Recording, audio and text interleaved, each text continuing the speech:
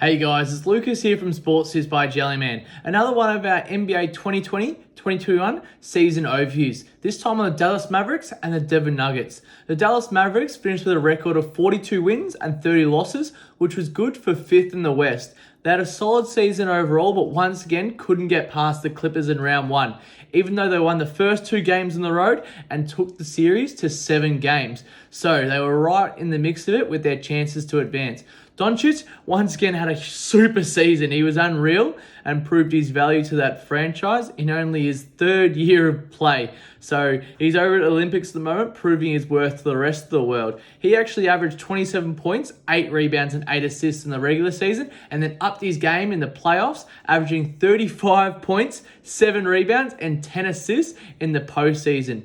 Kristaps Porzingis proved once again that he isn't that second superstar that Luka needs next to him.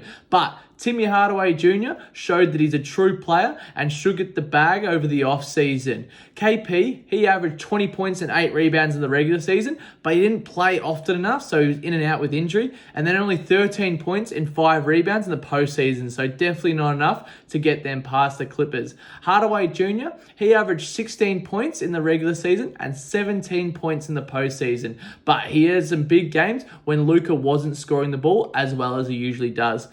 2021 and 2022, what does that hold for the Dallas Mavericks? Well, they got rid of their GM and got rid of their head coach, or Rick Carlisle walked away. So they've got in Jason Kidd now. So Luka will once again take another leap next year again. After seeing what he's doing at the Olympics at the moment, we expect that to be so. But they need a second superstar. So potentially trading away Kristaps for a better player, or another addition coming in beside Kristaps and Luka. They need to keep Tim Hardaway Jr. and a lot of those bench pieces as their key to the Dallas Mavericks' success around getting that shooting around Luka.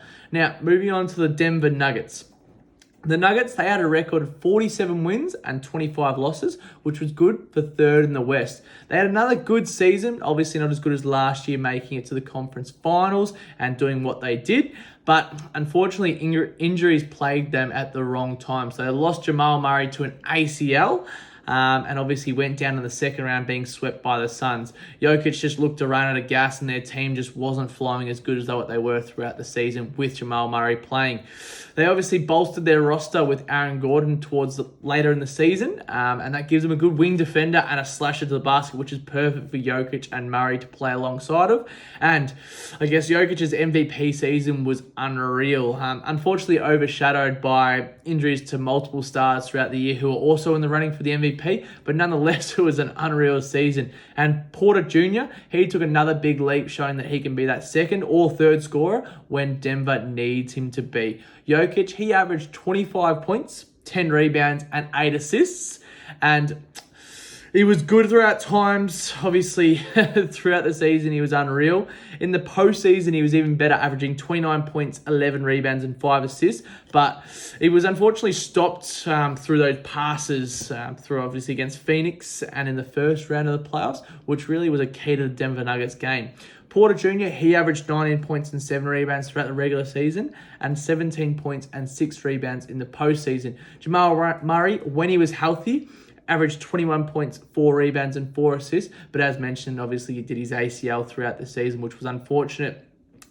2021 and 2022, what does that look like for the Denver Nuggets? Well, with Murray, Jokic, Porter Jr. and Gordon as their key pieces, that's already a great lineup. And if they all stay healthy, and obviously Jamal comes back good from his ACL, they should once again contend in 2021, 2022, along with those solid bench pieces. Probably need to add a couple more shooters alongside those players, but we'll see what they do in the offseason. Thanks for listening. Feel free to like and follow and subscribe for some more NBA